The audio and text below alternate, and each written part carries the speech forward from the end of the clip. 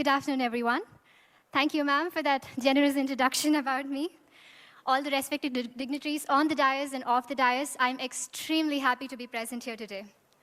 I'm deeply grateful to be bestowed this opportunity of being the keynote speaker for the 15th Global Healthcare Summit organized by AAPI, American Association of Physicians of Indian Origin, who are one of the largest medical ethnic groups and the voice of 80,000 doctors of in America of Indian origin, who are constantly in the pursuit and being committed to making quality healthcare accessible and affordable to the people of India.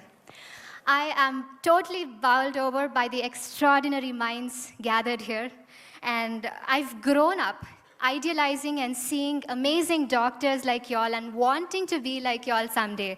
And today I feel humbled to be standing here amongst all of y'all, amongst such socially responsible doctors who treat medicine not just as a profession, but as a calling towards service of the nation, service of humanity as a whole.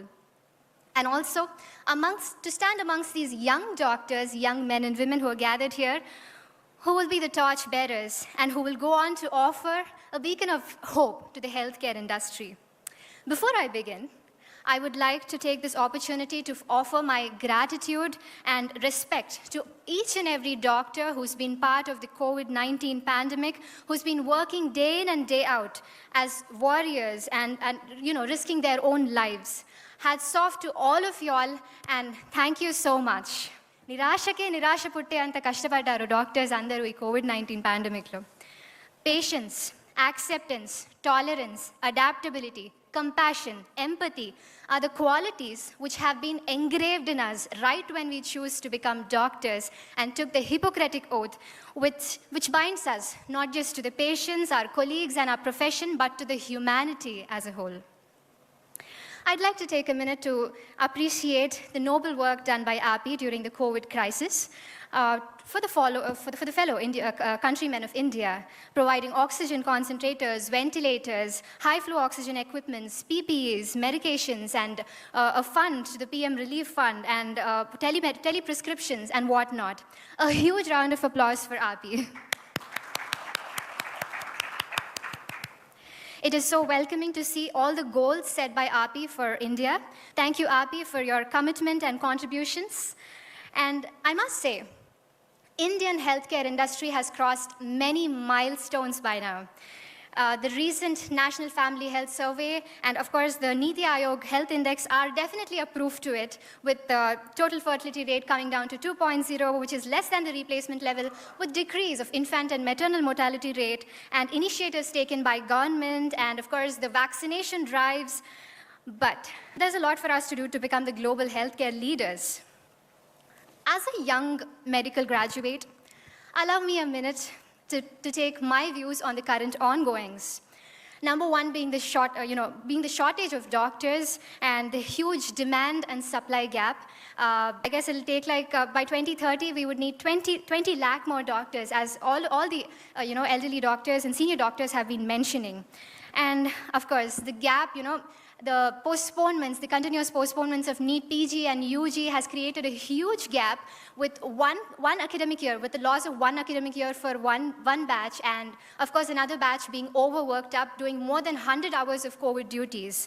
And of course the cost of medical education, which is too high for the in the rural background. I mean, I keep going to a lot of schools and colleges and for a lot of motivational talks, and I hear people saying, "Akka nen nee kante baga chupistanu." I mean, they really have the passion, the firing desire to do something great in their life. But unfortunately, a few of these pointers which stop them from getting into post-graduation. Either we have to get a top rank, or have a reservation, or be born to rich parents, or compromise on your branch. So this has been happening since a while.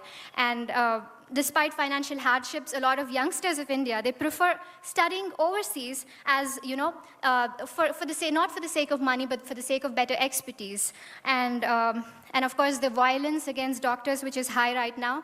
And we need more research-oriented programs and fellowships, more of them, which, in the US, which some of the fellowships which we are not even aware of here. But let me tell you, with necessary changes made, We, the youth, are ready to, contribute our best to the nation. And I'm sure with, with amazing doctors like y'all and we youngsters and AAPI coming forward and the government coming forward, we are sure to see India as the #1 healthcare leader in the coming days. On a lighter note, prevention is better than cure is the topic of this summit, right? So we know that screening and early diagnosis are definitely doing great, but primordial and primary preventive measures and lifestyle changes are definitely are great steps towards, stopping the non-communicable diseases, be it diabetes or heart disease or hypertension or any of it. I have a question for all of y'all. How many of y'all are into fitness? Any kind of fitness, walking, yoga, anything, swimming. That is great. That is wonderful. Wonderful to see so many doctors being fit, because it is only when doctors are fit that patients would be inspired to be more fit, right? It is so nice to see us looking smart in front of our patients. And of course, as doctors, we get to stand 8 to 10 hours a day, and we need strong back and strong leg to be standing for so many hours a day. So it is extremely important that we keep ourselves fit, right? And we keep talking about diet, nutrition, and fitness, but how many of us make time for our own selves is important here, because you doctors are the most precious people of our society who are, who would be treating millions of patients. So if you don't take care of yourself, then who will take care of the patients, right? So self-care, self-love, making time for yourself, for your own self, and being your own doctor is definitely the need of the hour right now. At least 10 to 20 minutes a day. I'm sure that's not a lot for us. We can definitely make more, more than that, actually. Creating a 10 to 20-minute capsule of exercises for all of us to stay fit. And, we all know this fact that health is wealth. And, of course, the WHO, I'm a yoga practitioner, a certified yoga practitioner and trainer who's been training so many students and the police academies in a lot of places. And what I realized while doing yoga is that it deals not just with the physical aspects, but also with the mental, physical, emotional, and psychological aspects, which perfectly fits into the WHO definition of health, which says health is physical, mental, emotional, and psychological well-being, and not merely absence of disease or illness. Introducing yoga or any sort of physical activity into the, right from the childhood will develop a lifestyle habit and prevent them from having non-communicable diseases in their future. Not just that, it is also proved that waking up early in the morning and doing your exercises early in the morning has proved that those students are more productive and attentive. And of course, we would definitely want to look smart and more impressive and attractive, isn't it? Yes. Okay, let's keep our profession aside for a while. And let's talk about, I'm sure, behind your white coats, most of you all are incredibly talented. Am I right? Okay. How many singers in the house? Wow, I see a lot of hands up. At least like bathroom singers, if you are. How many singers here? All are bathroom singers. Okay, how many dancers? Wow, I see a lot of hands up, right? So, hence proved that you all are incredibly talented behind your white coats. I'm called here to give a motivational talk, but I seem too young to motivate all of you all. But I think this is one of the points I'd really want to concentrate on, that I see amazing people, you could be swimmers, singers, dancers, poets, photographers, actors, bikers, and travelers, and whatnot. Why should profession, career and our passion be an either or option? All of us, here are doctors who are specialized into different fields, but what makes us unique is that balance, to be able to balance our passion and profession. Balancing your work and family, it is as important as balancing your passion and profession.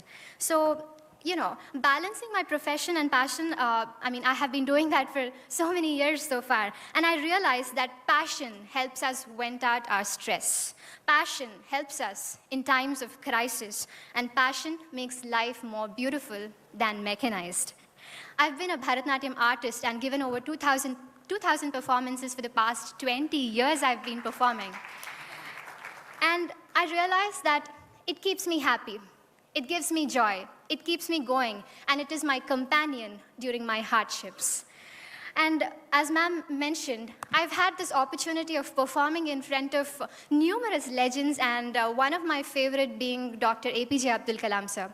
So during one of the conferences, Dr. APJ Abdul Kalam sir has been to my college, and it was an OSMECON conference in 2013, and I got the opportunity to perform in front of him.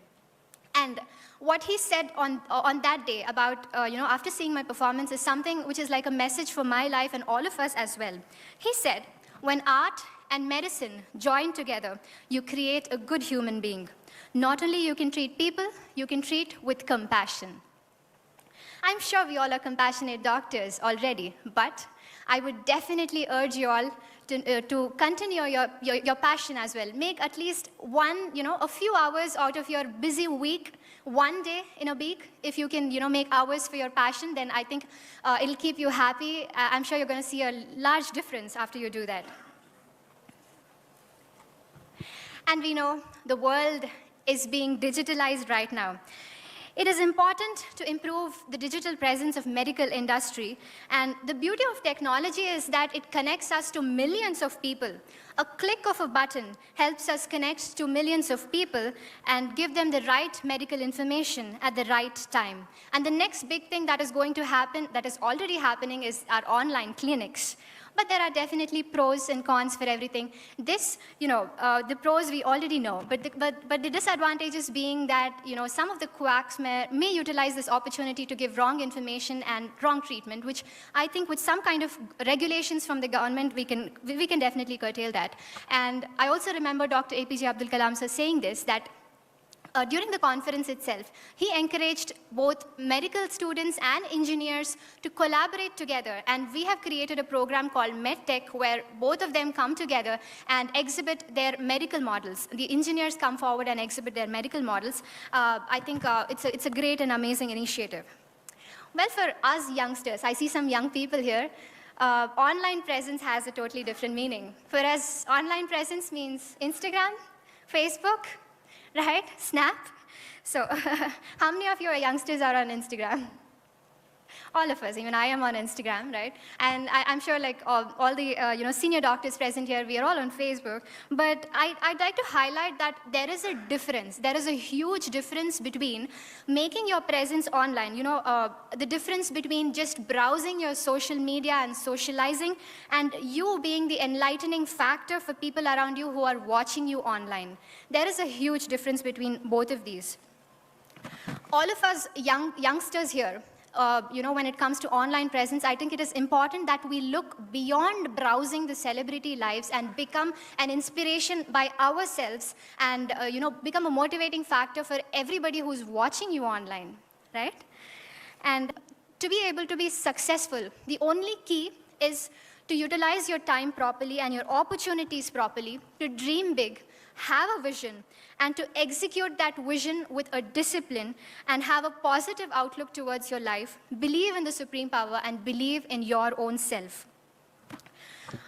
A lot of us see a lot of failures in life. Only when you know how to overcome the biggest failure in your life, you would know how to sustain yourself. I was the All India's Best Cadet of NCC honored by the Prime Minister and President of India. Being a doctor, being a Miss India, being a Bharatanatyam artist, a yoga practitioner, a philanthropist, and eco-activist, I can assure you that I have seen failures in every step of these achievements. I have failed once, I have failed twice and thrice. But, waking up again the next day morning and having a new hope again is what made me stand again in front of you all.